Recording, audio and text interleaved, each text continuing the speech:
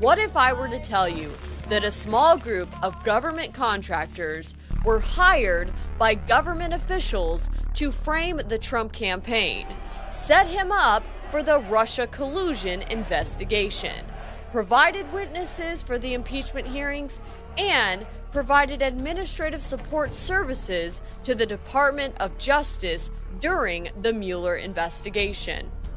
And what if it just so happened that this same group of contractors are behind the fake news in mainstream media, influence operations on social media, and the civil unrest nationwide pushing the defund the police movement?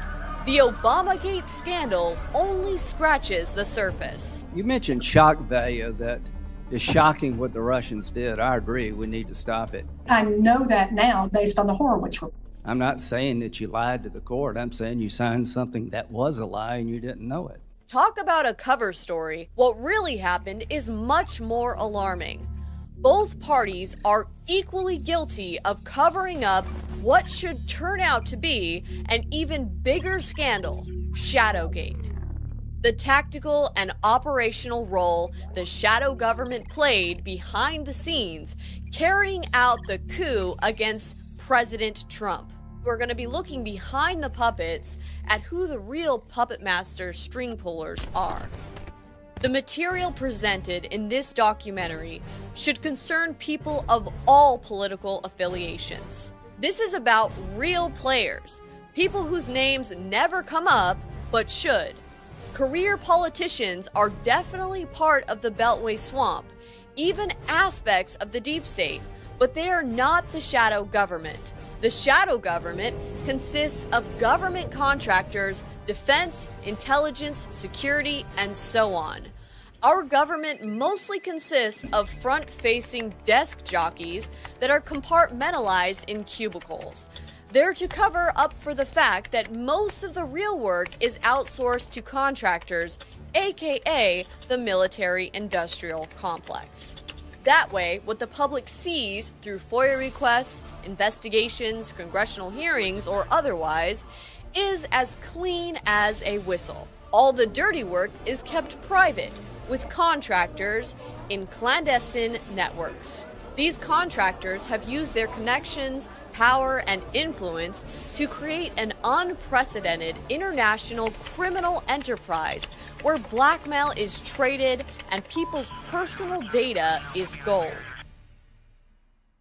Two whistleblowers, Tory and Patrick Berge, who both worked extensively within the shadow government as contractors, have come forward with revelations that may be part of the biggest whistleblowing event to date. I'm one of thousands faceless, patriotic Americans that work within the shadows and had been doing that for a very long time. People that worked for John Brennan approached me while I was in my specialist training while I was in the Navy. When I was recruited, it was for electronic warfare. Then I ended up in information warfare, and ironically, the base that I first went to for electronic warfare is now information warfare. My job for a company called Analogy, which was owned by Obama's National Security Advisor, General James Jones, and I answered directly to his son. I worked for them for about 8 years, from like 2007 to 2010. My focus was primarily in the development on a couple different contracts for the Department of Defense for the development of the capabilities for interactive internet activities, being something that helps support CNO, which is computer network operations, hacking and different things like that, and information operations, which would be your actual influence operations, right? It's a supporting application that really, it's kind of like a Microsoft project, right? Which allows you to manage large projects, like enterprise level projects. But instead of like managing the building of the construction of a 14-story building, it's managing the most, malevolent operations that you could imagine. I was a contractor for various intelligence agencies that were privately created. So they were private contracting agencies. because unlike what most people think, our intelligence doesn't stay within our borders or within federal buildings. The ShadowNet was the commercial version of an IIA weapon, IIA being Interactive Internet Activities. That's the military nomenclature for what basically you've heard being described for the last 3 or 4 years with all the fake news and the fake news journalists and fake stories, fake dossier. All these things are attributes and characteristics of IIA, which is social media psychological warfare. We began that really in 2007, when right after the policy guidelines first came out. We were on one of the first contracts with the DoD that I'm aware of, trying to help the Force Psychological Operations Group understand how to go from dropping flyers from planes to a more micro-targeted social media psychological warfare application where you could select an individual target or a group target or an entire country if you wanted to. What I did was something called localization, or L10N. So a localization strategy is you find a group of people, that could be a whole country, a city, a certain religious group, 6-block radius like Chaz, and you kind of try to get in their mind. You have to understand how they eat, how they walk, how they talk, what they like, what pushes their buttons, what drives them nuts, what upsets them, what makes them happy, and then you use that to your advantage to push whatever ideology or product or direction you want them to go. Marrying together cultural appropriation, language, nuances of the demographic that you are targeting or the nation you are targeting. It pries into your demographic, your world. So if I want to blackmail you and put you under my thumb, not only will I know everything, but I will know your deepest, darkest fears. I will know people I can get in contact to find out more about you. Maybe you had like an old hockey injury. So if I wanted to attack you, I'd know where to hit you. You understand enough about someone and you can hack their shadow, right? You can use their fears. You can use their anxieties. Like, sound anything like pandemics that you recognize here? Oh yeah, definitely. So you can use those things to help reflexively control or influence a target, an individual, or whoever it is, right? Or a group of people, or an entire election, an entire country. What Patrick Berge created was a program that was based off of the strategies that we used in person. It was a psychological operation, but that crunches data with the use of psychological operations. So you can predict how your target will respond. You know, I spent like 7 years overseas, right? Several years, a couple of those years were specifically related to IIA. So I understood certain things. When we hijacked the Afghan elections, how did we do that? We had to understand how the Afghanis think. We had to go to the areas that were anti-Taliban because the Taliban political group was now more militant than it was political. We used that to our advantage and formulated a plan where we would sway their thoughts to believe that XYZ candidate is the way to go, because then you won't get robbed and we'll tame the Taliban. But we had to do it in their way. So he created an algorithm that does that for you. When we were largely doing this, it was done by analysts. Now this is more done automated through artificial intelligence, which is just a common iteration of the program or application development process. The database component ends up allowing you to build behavioral profiles on individual targets, right?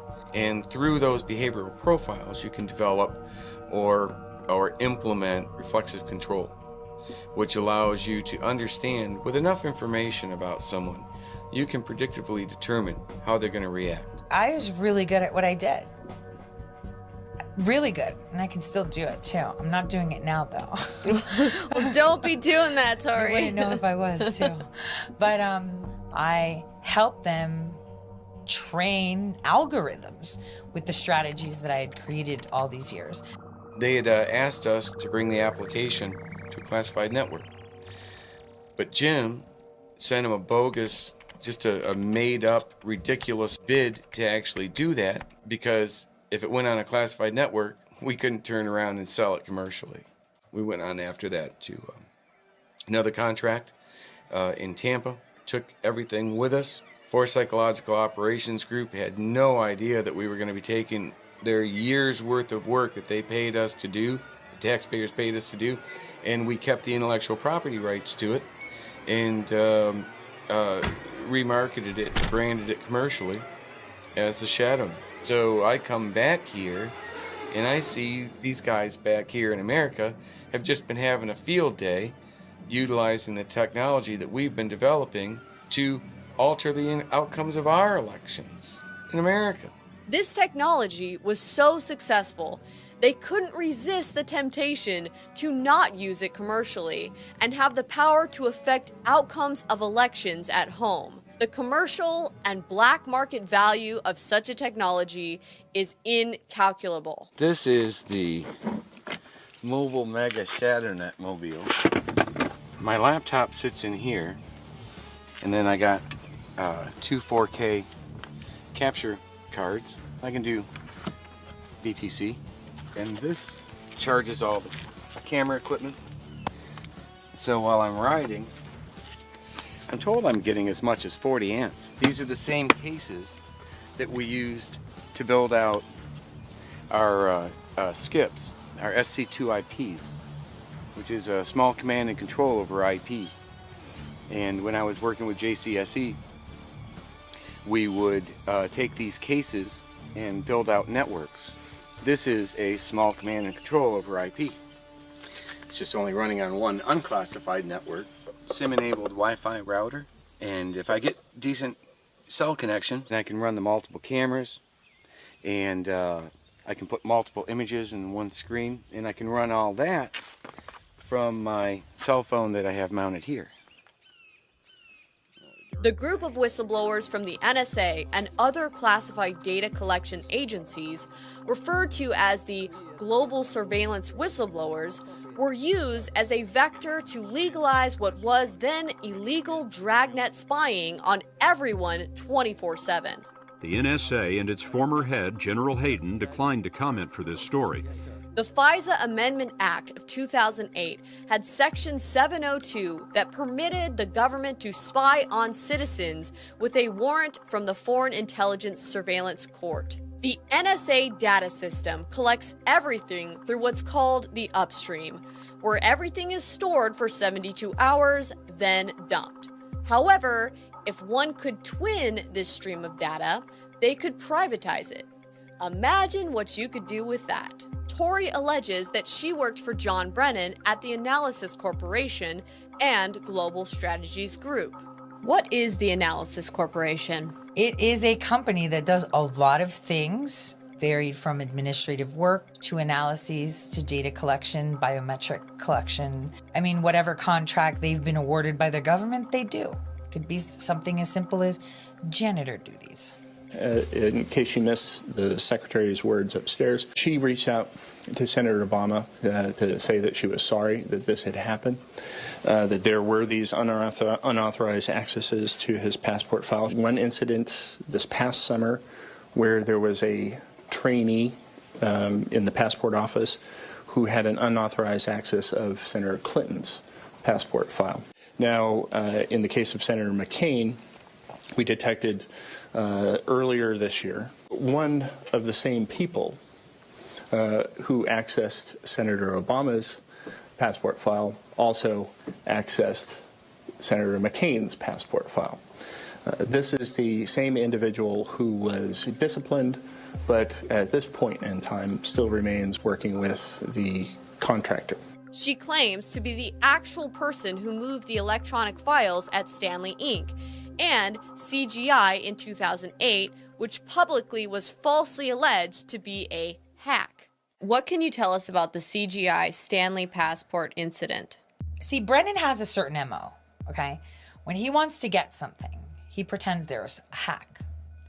So I was asked when I was stateside, hey, would you go by that office and pull all this data from the State Department?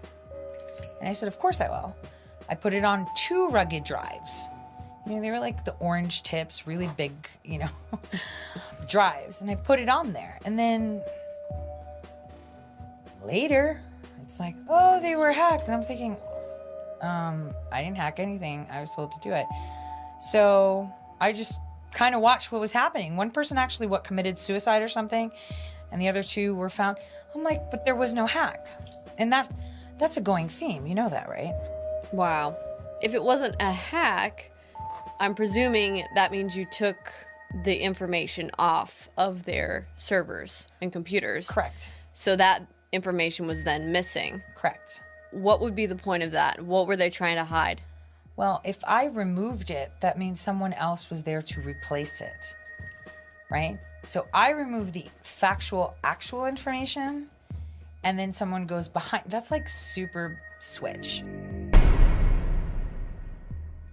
I didn't see that until in retrospect, right? Because for me, going to copy a server off of a consulate, you know, computer, State Department, wherever, would be normal. If we had a contract with them, they would tell me what terminal, I'd scan the barcode, make sure that I was at the right computer, and do my job. So I remove data, that means someone else replaced it. So what is the relationship between Global Strategies Group, Analysis Corporation, and Canadian Global Information? They all do the same thing. They're the jacks of all trades, except for the fact that Global Strategies Group was actually a hub for all information, in and out, in and out.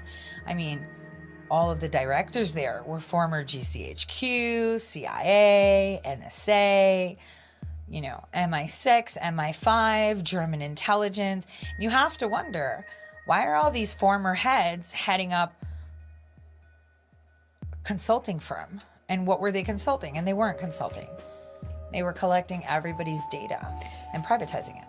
John Brennan, working within his network of contracting companies such as Stanley, Canadian Global Information, and the Analysis Corporation, helped then Senator Barack Obama get elected using internet influence operations. March 5th, 2013, Brennan gets confirmed as CIA director, dodging controversy over his involvement in the CIA enhanced interrogation scandal. Now tell us about these data bridges to the NSA. Is that legally obtained information? I mean, that's kind of what Snowden did too. According to sources closely connected to this subject, under John Brennan's direction, Snowden created a data bridge from the NSA database into private servers controlled by private intelligence and cybersecurity contractors, aka the Analysis Corporation, Global Strategies Group, and Canadian Global Information. The twinning of streams is duplicating the information in the upstream. That's crazy.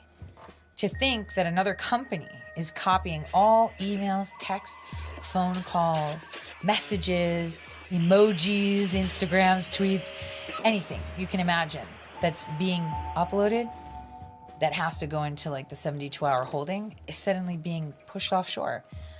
That sounds kind of illegal because it is. June 5th, 2013. Edward Snowden goes public with the NSA program PRISM, revealing the NSA collects internet traffic of all U.S. citizens from major internet and telecom companies through the FISA 702 program. Snowden's actions kicked off, on the federal level, justification for spying on U.S. citizens, including the Senate and Congress, in the name of preventing U.S. citizens with classified or top-secret clearances from being able to repeat Snowden's actions. This opened the door for the creation of ClearForce. July 4th, 2013, CGI and GCHQ launch a defense protection partnership which includes sharing threat intelligence. So these were all private corporations that even had foreigners working in them, and they had access to NSA servers? Of course they did. I mean, how do you think we found, through facial recognition of the FBI, the Belgian bomber? Why would we have their facial recognition data?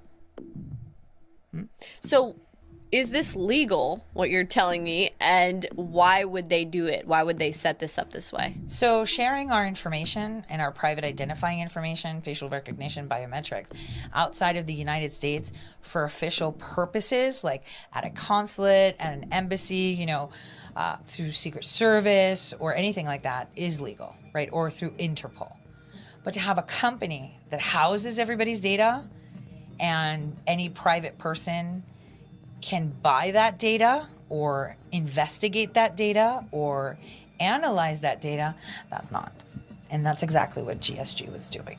Early 2009, John Brennan left government and went to work for a small intelligence contractor here in the Virginia area, suburban Virginia area, just outside of Washington.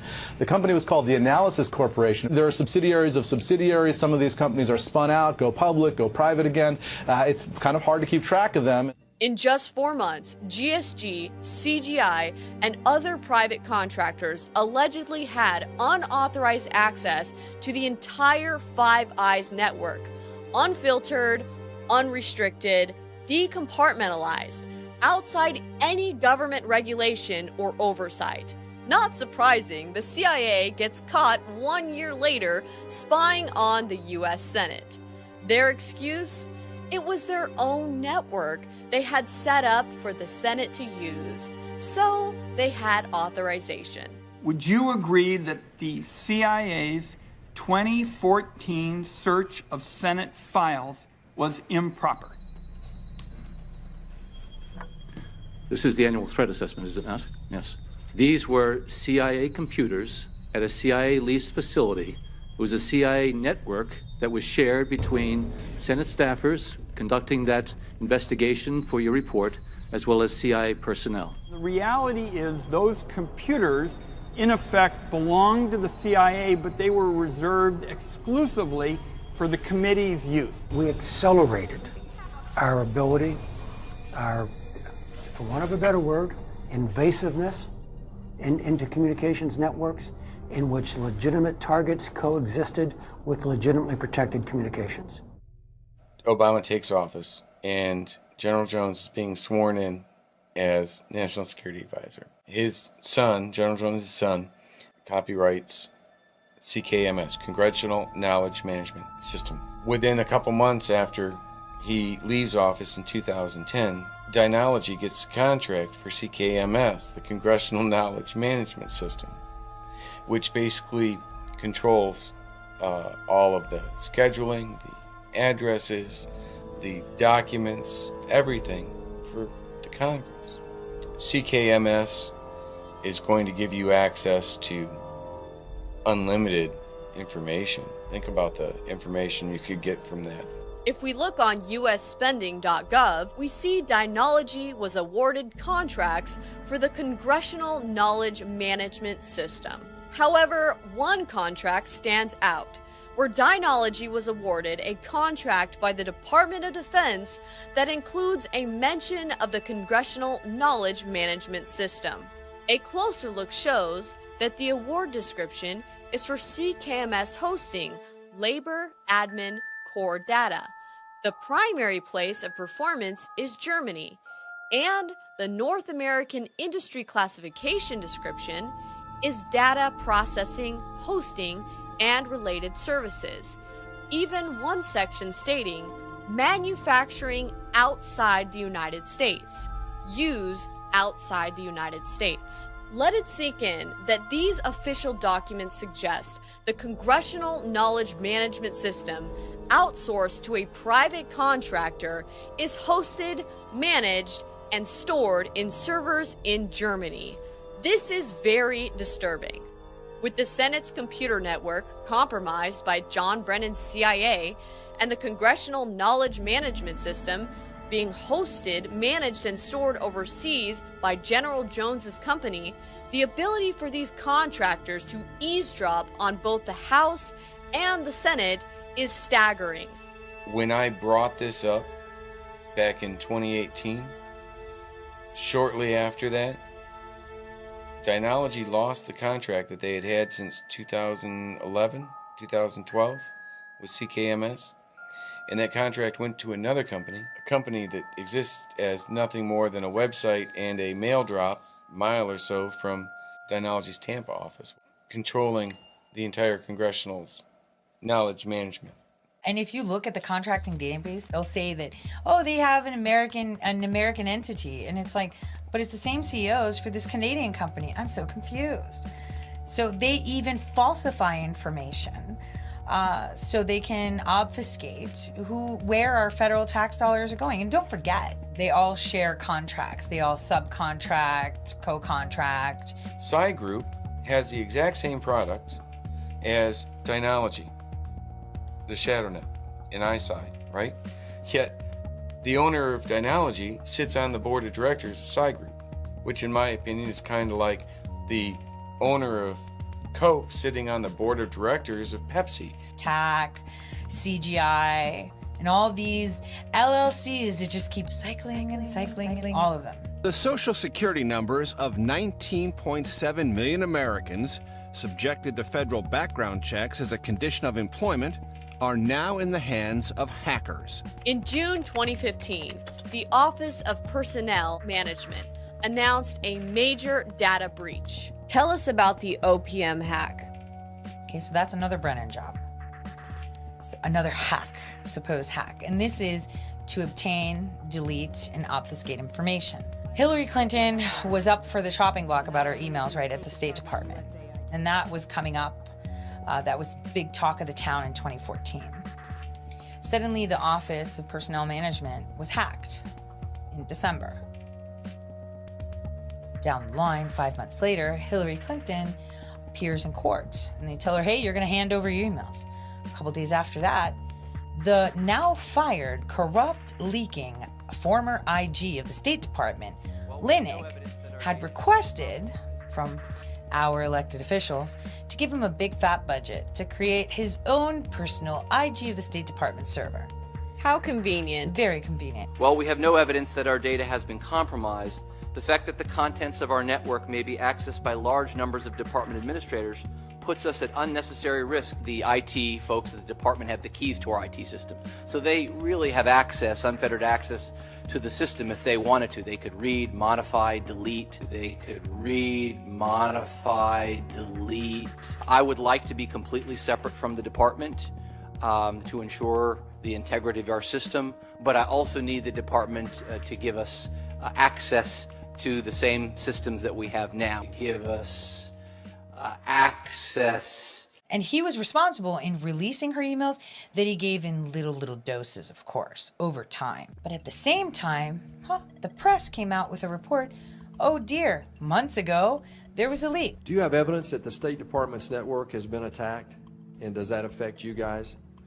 There's evidence that has been attacked and it has affected us. I can't really go into details because of the nature of the information. For people that don't know, the Office of Personnel Management usually has information on every single American that has applied for any type of clearance. So if you applied for like a White House press pass or joined the military or an admin job that could require something like a public Charlie clearance, anything, all your information is there. What could they do with all that information? Right. They started slowly creating these memorandums of understandings with your secretaries of states and attorney generals secretly behind your back, providing facial recognition data, private identifying data.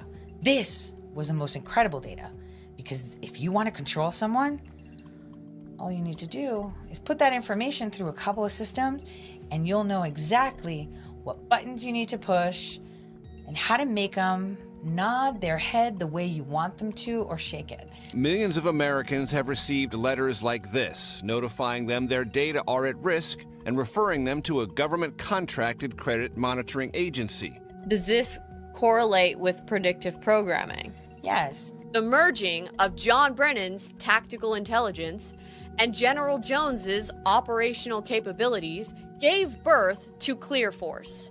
ISI was the relational database component of it. That's what we named it. I named it, actually. And what did you name it ISI for? I like the iPhone, Psi for psychological warfare. Okay.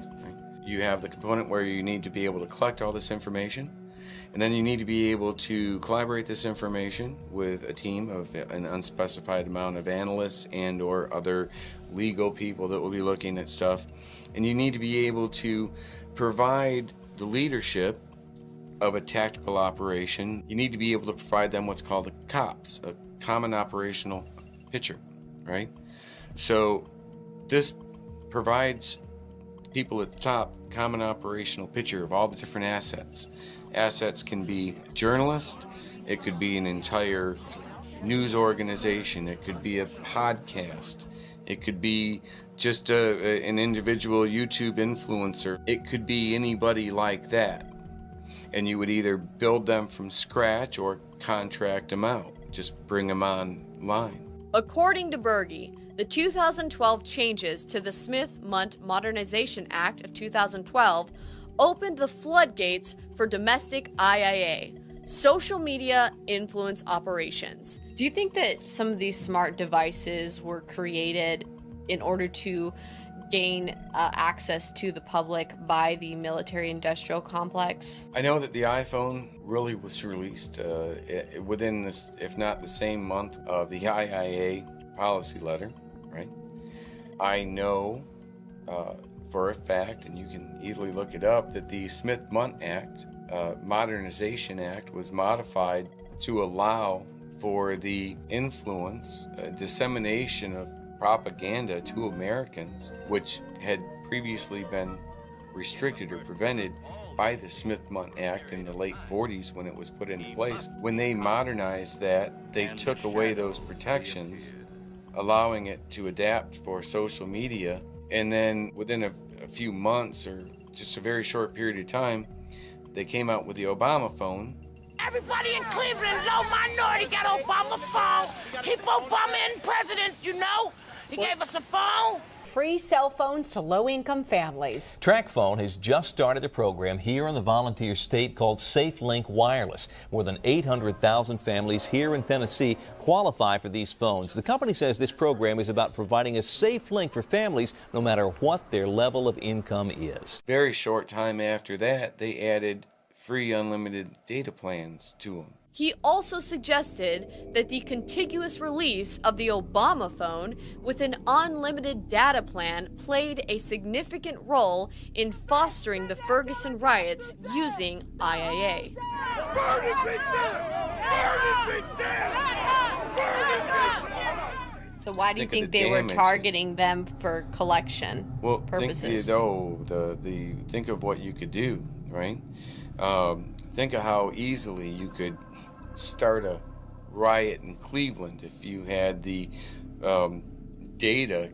Oh my goodness. So you could gather that information and know how to psychologically target them to get them upset, or, you know, do you think that they were pushing information to them, like tailoring their viewpoint on social media? I would.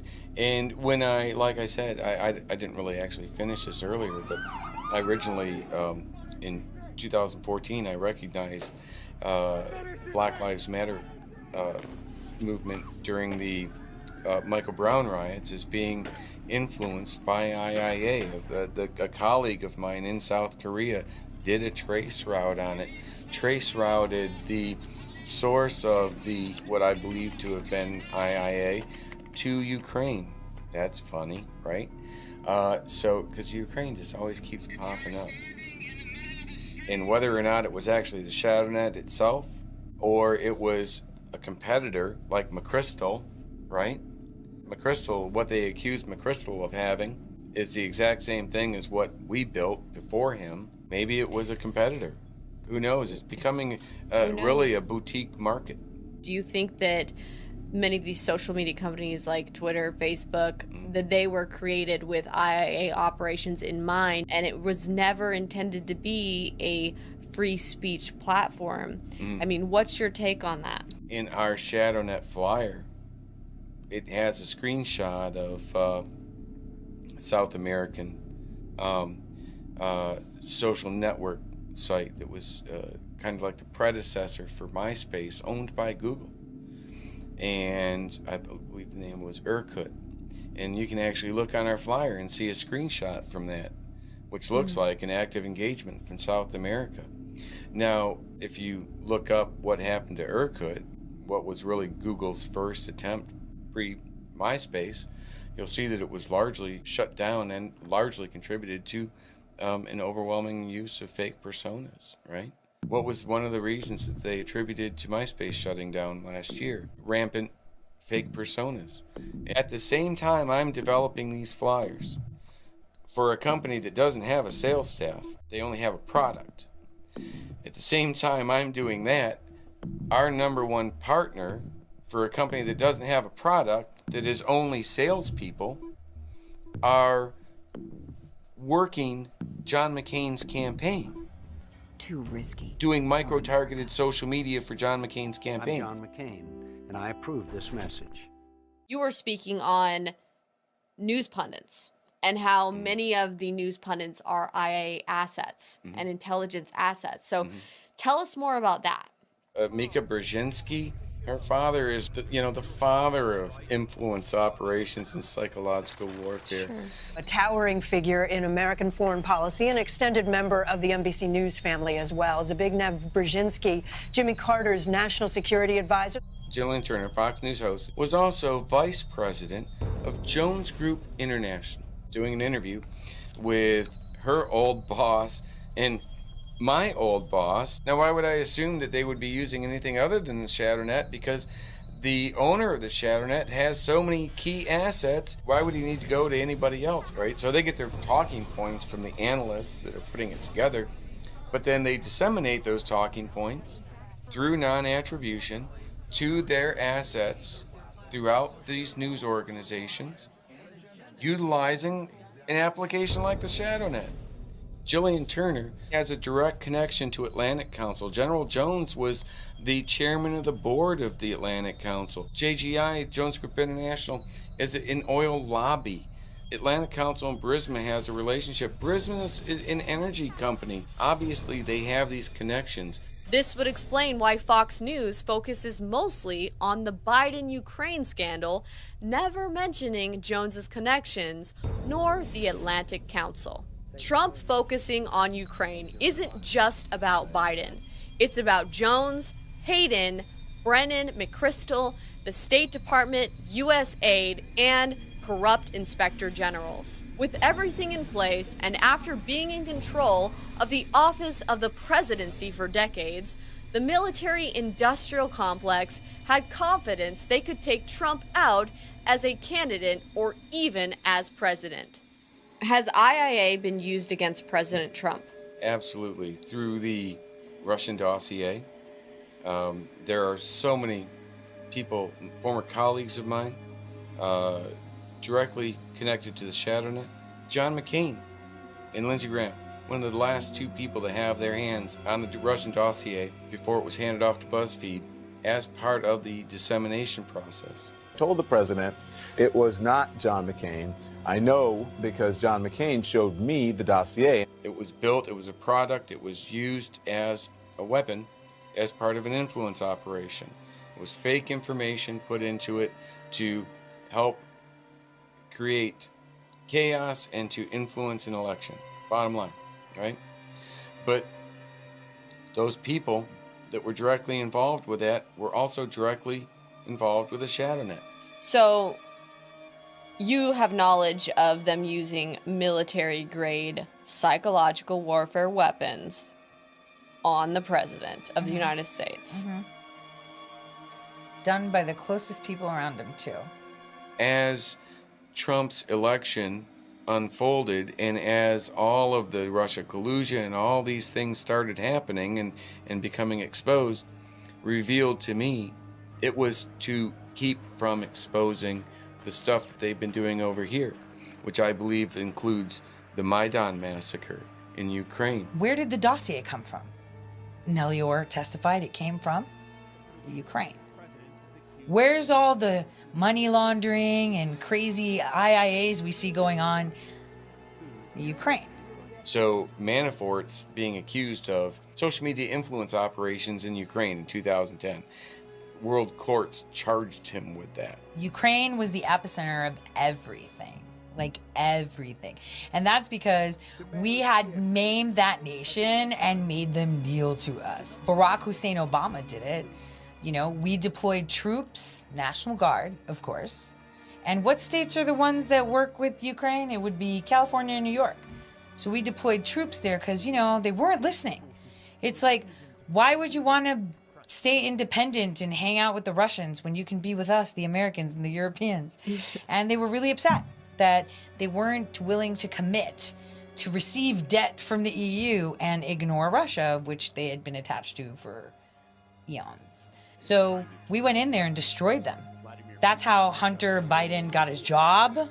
That's how we weaseled our way in there. We got a hold of corrupt people. We said, we'll help you out with your lawsuits. You get us in there. We wrote bills. We sent them money so we can help them conduct elections. We did everything there. The Obama aid package in Ukraine, which corresponds with Joe Biden's billion-dollar loan guarantee scandal, is the same aid package where Seidel got a field office in Kiev to provide election training and election management for the Ukrainian Election Commission. Seidel is one of the most notorious outsourced companies for elections, with regular electronic voting machine problems, who also tabulate our election results in cloud services in Europe, aka servers outside the United States. A whistleblower leaked to me in 2019 internal documents from Seidel that appeared to show meddling in the Kentucky election. Atlantic Council has been deciding America's policies for decades now. And look at what a panic they were in when Trump made that phone call to Ukraine. They went into absolute panic mode. 75% of the people testifying were all directly connected to General Jones, McCain, and Atlantic Council. The now IG of the NSA, literally with his wife, created the National Anti-Corruption Bureau in the Ukraine in 2009. They created it. Robert Storch is the deputy head of the U.S. Inspector General's office. Це пан Storch. По скайпу є зв'язок у нас?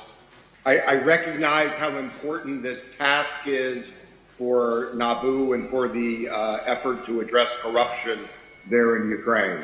September 30th, 2016. Obama knows that within 30 days, if the NSA can't fix the overcollection problem by either dumping data or justifying having it, the FISA court will order the IG of the NSA to investigate. So what does Obama do? He writes an executive order that makes the IG of the NSA a presidential appointment rather than an appointment by the director of the NSA. November 30th, 2016. Obama nominates Robert Storch, who was working as deputy IG of the DOJ under Horowitz at the same time. I'm Rob Storch, and I'm honored to serve as the Inspector General at the National Security Agency. During the transition period from the Obama administration into the Trump administration, Storch appears to never have actually been confirmed by the Trump administration. How did this guy get confirmed? Not one person asked, hey, have you ever worked for a couple months before they even had the hearing to see if he's going to be confirmed or not. Nobody asked him, hey, did you by any chance get an offer from the president of Ukraine to work for them? It was all over the media, but not one person asked. You know who else helped them set it up? Bill Taylor and George Kent, those two clowns, also testified against the president. One of them has supersonic hearing. They could hear phones that are not on speakerphone from across the room. So that's odd. According to Tory, the alleged impeachment whistleblower was actually a wiretap, hence supersonic hearing capabilities.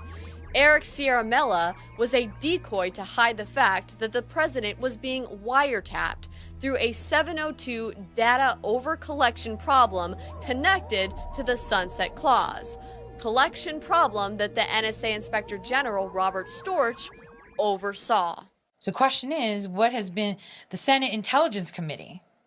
All complacent, every single one of them.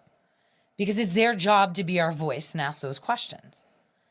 So I mean, I guess because they're in on it. So I guess the question is, are they all just that inept? Or is there something else going on? Section 702 of the FISA Amendment Act of 2008 was created to stop illegal surveillance through data collection. It ends up being used as cover, providing the intelligence agencies front-facing legal access to unauthorized data, while turning a blind eye to private contractors having backdoor access to all data. I had access through the administrative side platform, because I was one of the first on it, to be able to see all communications between people like Adam Schiff, Brennan, Feinstein's staffers, and General Jones, and many more that I don't want to say because I haven't publicized that yet, actually. Because there's foreign people. I did see communications of former GCHQ head Hannigan. And Robert Hannigan was part of the company at GSG, right? So I gave most of this information to Millie Weaver, and she put out a report. And even though I had legal access to all their communications, because I had my username and password, the minute she did that report, within just, I believe, almost instantaneously, the website was taken down and my access was revoked. They changed it. Well, it wasn't revoked. They just upheld the whole server. It was done. It was finished. They made it toast. I mean, that's what they do. But nothing ever really dies, really. Because the way they use their servers is by torrents. So all their information is hidden somewhere across the planet. Maybe we should look at some old articles that I put out on Hurricane Electric to find those servers and those little bits and seed them correctly. So, I mean, you'd be able to seed it with something like a keystone.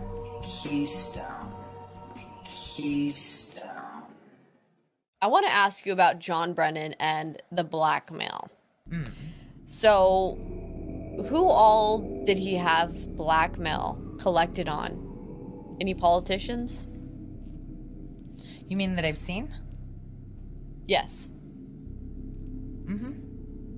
A lot of people. Yes. And politicians? Yes.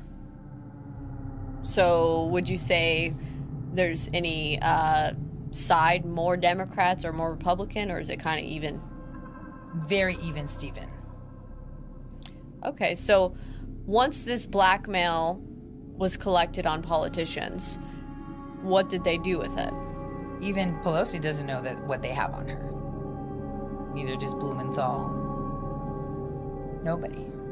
I can keep going down. But do they know that these people have blackmail on them? Only if they've butted heads. Okay. So we saw a butting of heads between Murkowski, was it, and Feinstein, right? That's a butting of heads. That's where it's like, hey, we got this. You know where she put her up against the wall? It happens all the time. Now you know how our government has been compromised. 24/7 surveillance mixed with blackmail. What's the significance of Cambridge Analytica being attached to Trump's campaign? Everything that I saw with the description of like how the Cambridge Analytica functioned, what they did, the computer applications, everything that I saw with that, I would describe as just a later iteration of the ShadowNet. Was Cambridge Analytica, to your knowledge, an IIA operation? Yes, it was. And I believe that it was so blatant because it was piloted at the same time that the RNC and the DNC were hacked. It was all formulated correctly. I have said to you, it's all coming out, and the question is how. I didn't conspire to leak Hillary's emails, and I have nothing to do with Russia. So, yes. The fact is, it looks like I did both. Does it look like you did both? If I wasn't me, I would say yes, that's what it looks like. I was part of the team running Obama's Facebook.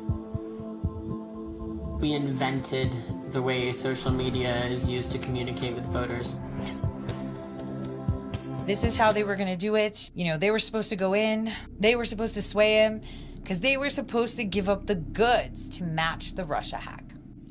Why would they be running an IIA operation that would be helping Trump win? Because that doesn't make sense when we know that General Jones is a Democrat and many of these people don't like Trump. So what gives? Well, because then we just make it look like Russia was running the Cambridge Analytica program too. And it admits to it right here. I am headed to Washington, D.C. for my testimony for the Mueller investigation. I definitely didn't think that while we're sitting there counting votes that some of those votes were made by people who had seen fake news stories paid for by Russia on their Facebook page.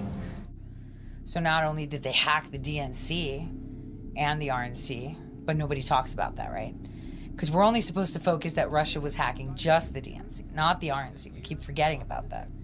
Because it was just information Brennan was gaining. They wanted to get access to servers. That's the way it goes. Anyway, Cambridge Analytica at the same time would be supposedly helping President Trump win. And the Russia collusion hoax would have stuck better because behind all those LLCs and the glitz and glamour, they would have had some statue of Vladimir Putin in a tutu waiting for you. Yeah, I worked at Cambridge Analytica while they had Facebook data sets. Went to Russia one time while I worked for Cambridge. I visited Julian Assange while I worked for Cambridge. Pitched the Trump campaign and wrote the first contracts. I have an email from one of our senior data scientists that said that we were actually using Facebook-like data in our modeling. The methodology was considered a weapon. Weapons-grade communications tactics. Well done, Britt. Looked quite tough, and you did okay with a winky face, little emoji. When we found out that Cambridge Analytica reached out to WikiLeaks and said, hey, can we help? What that means is we've got a Russian intelligence operation underway to illegally influence the U.S. election in Trump's favor. And we've got the data firm paid by the Trump campaign offering operational help to that effort. Are there any ties between Mr. Trump, you or your campaign, and Putin and his regime?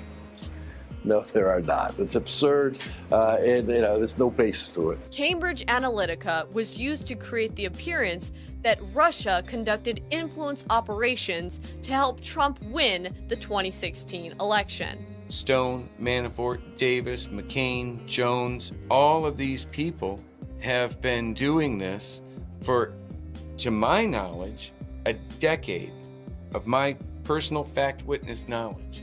They've been doing this for a decade prior to Trump even running for office. I met with Roger Stone. We were at his table at a speaking engagement that he did in Clearwater, Florida. And I asked Roger Stone at that time, did you work with, do you know Jim Jones? Did you work with Dynology? And he acknowledged his relationship and his, yeah, sure. I did ask, I asked him flat out, I said, did you use the ShadowNet? Did you know about it? And he's like, no. Stone, leaving the Trump campaign early on, suggests candidate Trump didn't want his campaign tied to Stone's influence operations. We really pioneered negative campaign advertising.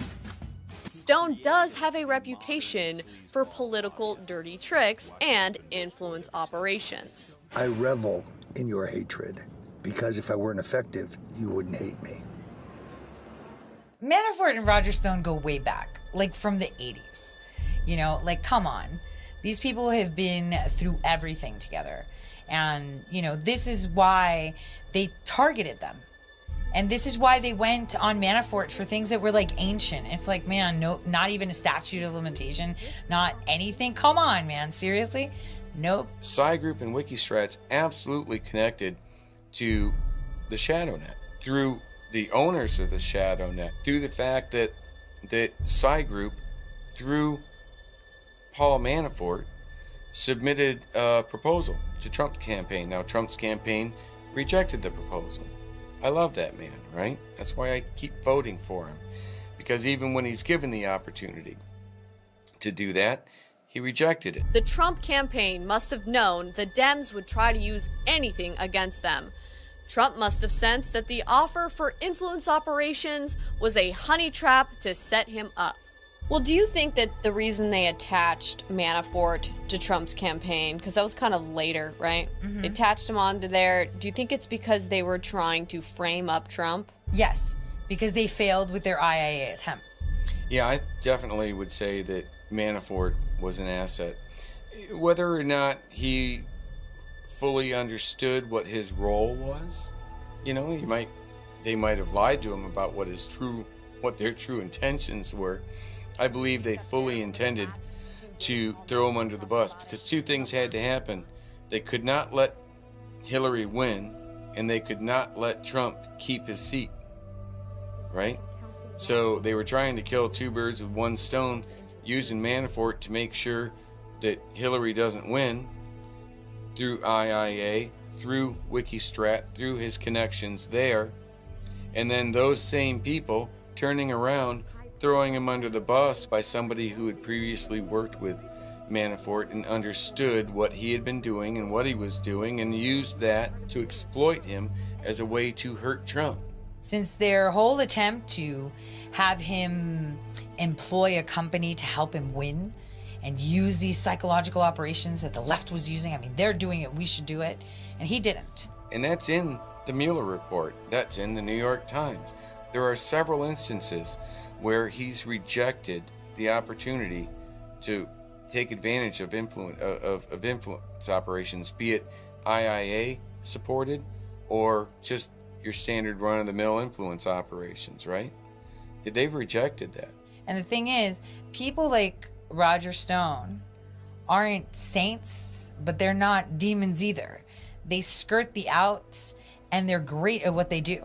And, you know, you either love him or not. It's like brie cheese. But the one thing that you can be sure of is that he sticks to his principles. And if he's your friend, especially if he's been your friend for 40 years, like he was with President Trump, there's no way he's going to flip on you to save his butt. Ever. Because that's what honest people do. Yeah, he seems to know how the games in the swamp are played. Oh, yeah. So, I mean, he knows how they operate. It was actually framed by people that he worked with. I mean, that software was created, you know, by his friend that created the Magic Wheel software, like implemented ShadowNet for the courts so they can like randomly have such specified, you know, out of millions of people that were in the pool, they were all like intelligence contractors and never Trumpers. Come on. So why wouldn't they just focus their efforts on running IIA operations to get Hillary in office? Oh, they did. Are you kidding? They deployed everything from censoring, shadow banning, to dismissals, to full-blown mockingbirds. I mean, that's where we saw the real face of the press. That is exactly where we saw it. You know, I want all of you to know that that's true not only for the campaign, but if I am fortunate enough to be your president, I want you to know, and I want you to tell anybody you know, any friends or colleagues at school or work or your neighborhood, whether you vote for me or vote against me. the polls, 98% chance Hillary Clinton wins. Like, what? Yeah. I mean, what? Those were bogus. Everything. That was an IIA. That was hijack your reality to think she's already won, so obviously she's the best. All the superstars coming out, how she's amazing, all these concerts, and all to divert you away from the fact that she couldn't walk, talk, climb stairs, say a word without checking out. Hillary Clinton is on stage right now as we speak, and she is coughing nonstop. Did she like chuck up a lung or something that one time? Yeah. That was super weird. There is a definitely some context that needs to be understood in the relationship between General Jones, Obama, and Hillary Clinton. General Jones was originally offered by Obama the position of Secretary of State. He accepted. Talked to his family, he accepted. And then 2 days later, without even telling him, which was kind of a jerk move to do, Obama turned around and tapped Hillary Clinton. And I know that Jim Jones, told me that his dad was really offended by that. And then he was offered and accepted the position of National Security Advisor, but actually considered turning it down because he was so offended by he was so upset by what had happened. What would be the point of, like, making Hillary out of the equation to then get Trump in to then want to just impeach him? Well, because he wasn't their choice. These people hate Trump. He's a jackass. So we're talking about, at the time, John that would just McCain. make Pence in charge. Well, which Pence? You think John McCain would have rather had Pence in charge? You think Lindsey Graham would rather have Pence? Lindsey Graham was so frustrated with Trump, he took his phone and smashed it on YouTube because Trump gave out his phone number. Trump drove that man crazy. Trump got in the way of the big game, a contest between contractors and subcontractors over who gets first dibs on defense, security, and tech contracts. Mueller, since I think it was like August of 2016, was well aware that I had in my possessions portions of the DNC mirrored server in February and March. Did you know that? I did not. And when my private life was collapsing the same exact day, not without a minute of separation, I was served by Barack Hussein Obama's attorney 3 years later to come and talk about it. Did you know that? I did not know that either. They went as hard as they could. Stone, the same thing. They went with nothing. Like, look, Mueller called him in, right, for these emails and talking about WikiLeaks when I had actual portions of the DNC. Like, even Mueller knew I had it. Why did Mueller never call me back when I went to him and told him about all this information and spoke to him for 15 minutes? Every one of these people are so corrupt. It's not even funny. The swamp already knew in August of 2016 that the information was compromised by people. And they knew what type of people had access to that information, but they didn't know who. Some people will say, well, maybe they're investigating. And how can you investigate it if you don't ever call me back? And you don't ever really, because there's a lot of things that I need to be able to explain to them that I can't say outside of a classified environment. So they're not even, if they are investigating it, they certainly aren't doing it with all the information. Stop. Stop. Stop. We all know it was a fix. Did the DOJ outsource the Mueller investigation to CGI? Well, yes, they did. So I'll tell you what happened. So I actually, for my listeners on air, I interviewed former acting Attorney General Whitaker. I want to ask you something. You were chief of staff for Jeff Sessions. So there's obviously contracts that are signed, like, you know, how you hire vendors. I wanted to know why during the Mueller probe, we spent over $40 million in waste management to a Canadian company that works with Canadian intelligence. Yeah, sounds like paper shredding. On that, so that's, yeah. I mean, that's it. There's, you know, this is the thing. We need watchdogs, and something I did before I came to Washington D.C. was run a watchdog group that asks these types of questions and to make sure that like, you know, kind of there's not, you know, waste, fraud, and abuse. So why is our Department of Justice outsourcing to Canadian intelligence companies access to the Mueller investigation?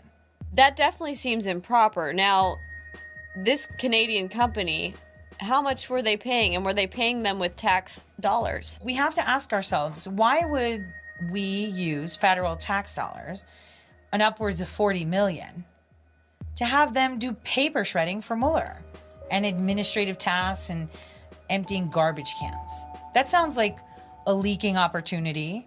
That sounds like, why are we getting foreign nationals involved in an investigation that we're supposedly investigating the president, the sitting president of the United States? From CGI's involvement in the passport fiasco in 2008 to CGI involved in the Mueller investigation, we see how contractors have the ability to both perform and clean up their own dirty work. I think it's about time people understand what happened. And I've made it no secret that I know what happened. So, Seth Rich worked for the DNC. He was asked, just like he was asked, hey, why don't you go image the DNC server right there since you're there for us so we can keep it safe. And he did so. And he uploaded it where he was told. So he uploaded it where he was supposed to. And there were a lot of me's that saw it. Me's meaning group of friends that I have where we sit and talk string theory and predictive analytics on the undernet.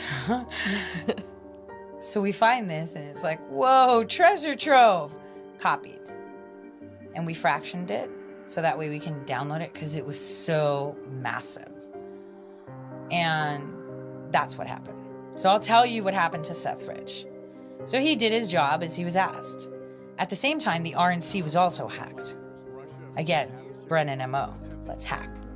And the hack was done on purpose so you can delete information, insert information, and of course, with them putting Cambridge Analytica and sending them over to President Trump, which was a trap. Okay, that was a trap. You clearly can see it. They hacked the RNC. You mean you had someone within the GOP do it for you, because no one died there. And yes, some of those emails escaped because that is what was considered mitigation.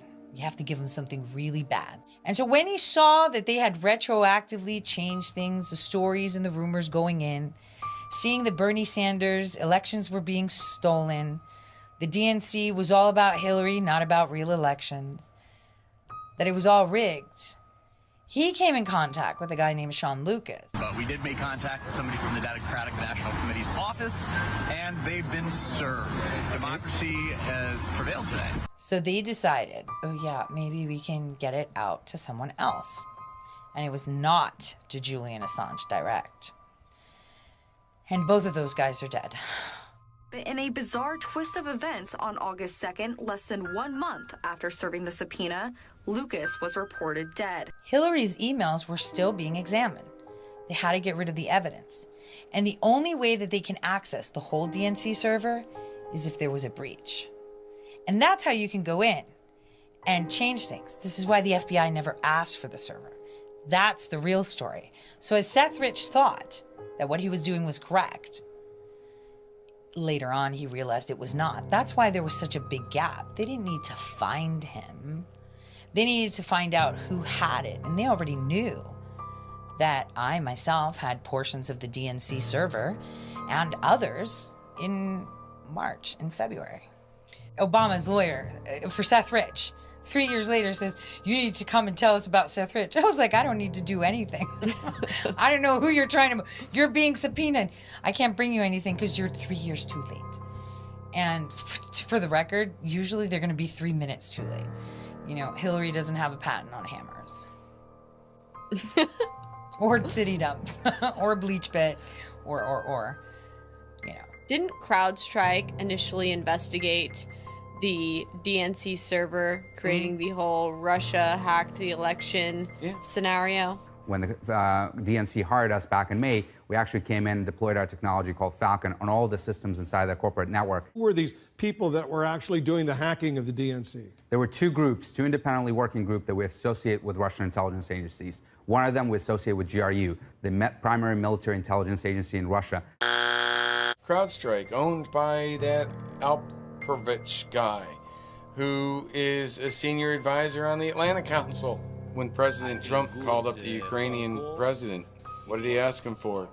The CrowdStrike servers, right? Again, all immediate direct colleagues, like the brown bag lunch at this big, star chamber that you could imagine existing there. I'm sorry, Mr. President. They're all there. Yeah. Just like, what can we do? Orange man bad. What are the statistical odds of that 6 degrees of Kevin Bacon existing on virtually everybody connected to the Russian dossier and the impeachment? The only other person that directly connected to both of them is President Trump, and he's on the receiving end of it. But yet you never hear this man's name. General Jones. That's the guy that heads up Clear Force. That's the guy that took ShadowNet and made it what it is. That's the guy that resold, reinvented ShadowNet to create the magic wheel at the DC courts to make sure that they get the most compromised juries, put together for anyone that they didn't want. When General Jones was tapped as the chairman of the board of Atlantic Council to replace John Huntsman. One of the first orders of business that he did with the Atlantic Council was to create a partnership with Facebook, right? That happened a month after Mark Zuckerberg sat in front of Congress. Yes, I mean, they did not want their information to be sold to Cambridge Analytica by a developer. And that happened, and it happened on our watch. So even though we didn't do it, I think we have a responsibility to be able to prevent that and be able to take action sooner. So as a month after they do that, Facebook partners with General Jones at the Atlantic Council to restore election integrity worldwide, right? So the best out of 7 billion people on the planet, Mark Zuckerberg picks the owner of the ShadowNet. President Donald Trump and Mike Pence both ran ads on Facebook that included a symbol of an upside down red triangle. Facebook today removed the ads. Facebook has taken action against what it calls harmful misinformation from President Trump. The company deleted a post by the president that included a false statement. To restore election integrity worldwide, we all know that he was directly connected to Cambridge Analytica through Cygroup and Wikistrat. So essentially what they did was they partnered with Cambridge Analytica again. This also explains why Facebook went to Atlantic Council, aka Jones, to fix the Cambridge Analytica problem. They needed to cover their IIA tracks. What you've seen with the recent riots surrounding George Floyd's death, from your perspective, does that look like an IIA operation? Absolutely. Nothing feels natural about what's going on. More stuff is fake and fabricated right now in the news than what's actually real. When I say fake or fabricated, I mean like, okay, you have the truth and it's being represented to you with a very specific slant. It's so far beyond, a couple, Russia spending some money on some Facebook ads, right? If you believe that, then they've already won. So that's how it works. It's like the movie Wag the Dog, quite literally. Well, movies tell a lot of stories. And it's almost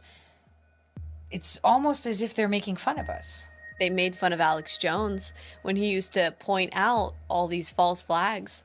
I mean, I guess that's just a term he was using, but if you actually look, what he was pointing out in a lot of instances was IIA operations. Jane, what more can you tell us about the Salomon Brothers building and its collapsing and its collapsing and its collapse? As you can see behind me, the Trade Center appears to be still burning. We are getting information now that one of the other buildings, Building 7, in the World Trade Center complex is on fire and has either collapsed or is collapsing.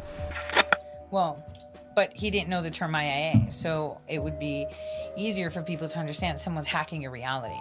Because now in this day and age of computing, that makes more sense to people. They understand it more. Oh, hack my reality. You mean change the way I see things. And that is exactly what an IIA is. It's just that it's software churning out, oh, you need to do this to get this outcome. Kind of like using that ShadowNet in the DC courts and saying, oh, prosecutor, you want him to go to jail and you want a guilty verdict? Well, we're going to have to pool it out. And then when a pool of jury people come, all of them are potential to give you a guilty verdict. So then you pick from all the people that will give you a guilty verdict. So there's no chance that you'll win. And even so Matt bad. Whitaker said that on my show. He said the judges are corrupt. That's a major problem for the justice system. If people are able to use that technology in jury selection to be able to predict who's gonna, throw their vote a certain way. Is anyone stopping them? That's a major problem right there. It is, and Roger Stone with this commutation will solve it, because this is where it all comes to the surface. How do you think your jury pool was selected? Well, obviously, I don't know. I do know that based on the statistics on the District of Columbia that the statistical improbability of my jury having a single Republican should be impossible. The statistical impossibility of my jury having a single military veteran should be impossible. The statistical possibility of my jury having no jurors with less than a college education is impossible. But that was the case. Well, what if I told you, Roger, that your jury was actually selected, the jury pool, the grander jury pool, right, before the voir dire, as they say, where you kind of select and approve and deny, right? The majority of it was actually plugged into a program. But see, this program wanted to select a jury pool that would get you a guilty verdict no matter what. Hence, the odds, like you say, are so far-fetched. So the question is, who was the company, who was the vendor that was used to select your greater pool for the jury? And if your, lawyer was able to find that or ask that question, I would not be surprised if you see the name General Hayden hop up. I do think it might strengthen my the possibility of my appeal, should that become necessary. I will never plead guilty to something I didn't do. It's a matter that does require some research, and I appreciate you bringing it up. That's amazing. It's like Minority Report in real time today. Clear Force is kind of like what they built. It's the next iteration of the ShadowNet.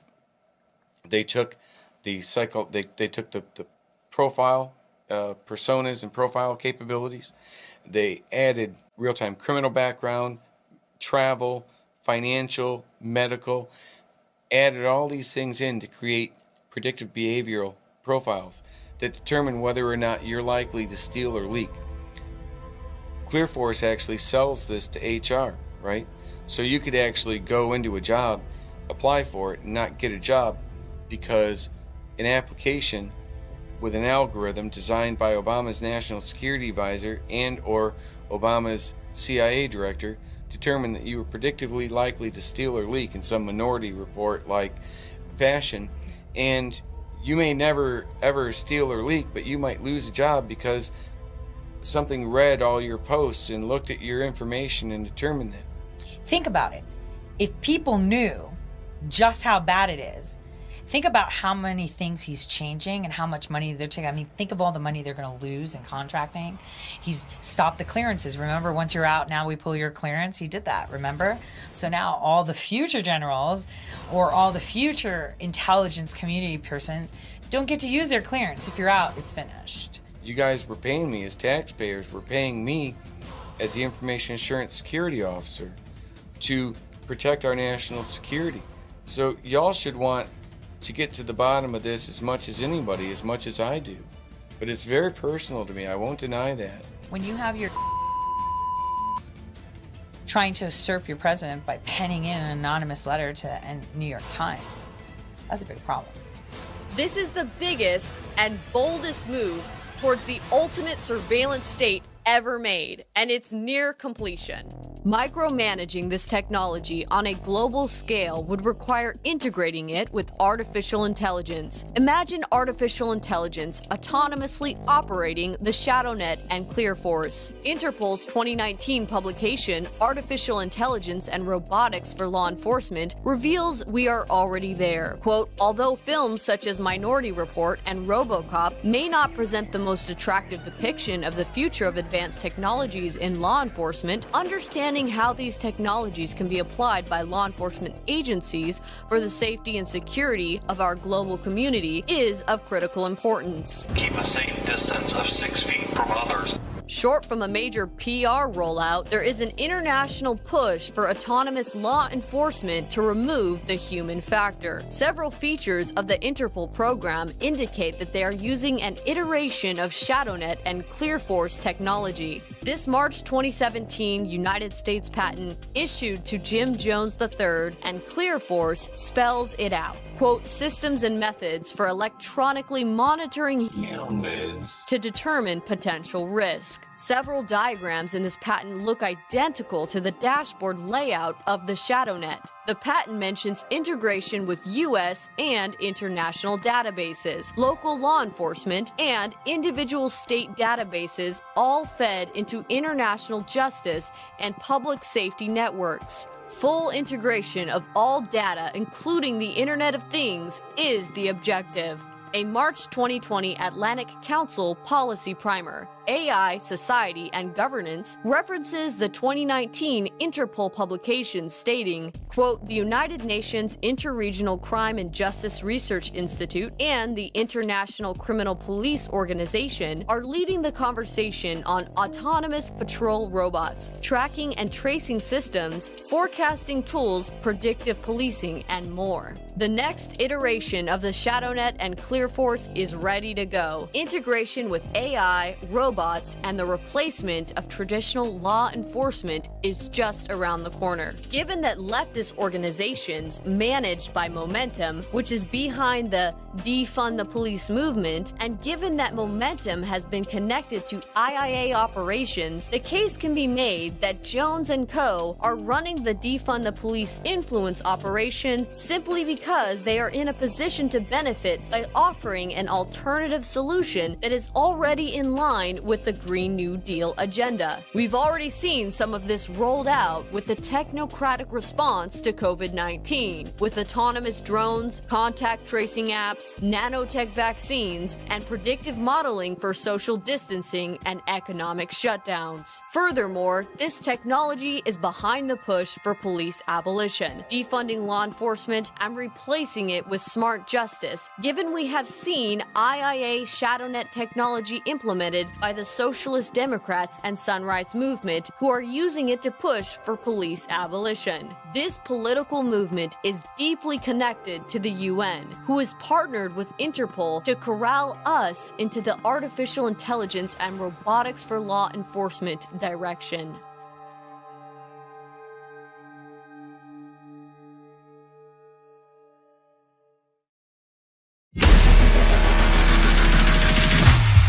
The answer to 1984 is 1776.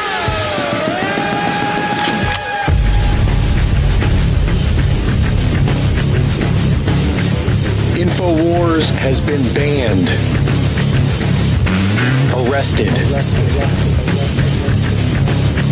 attacked, and threatened because we are effective. The Great Awakening is here. Go to banned.video, download the videos, and share. Support the information war at InfoWarsStore.com. And never give up the fight.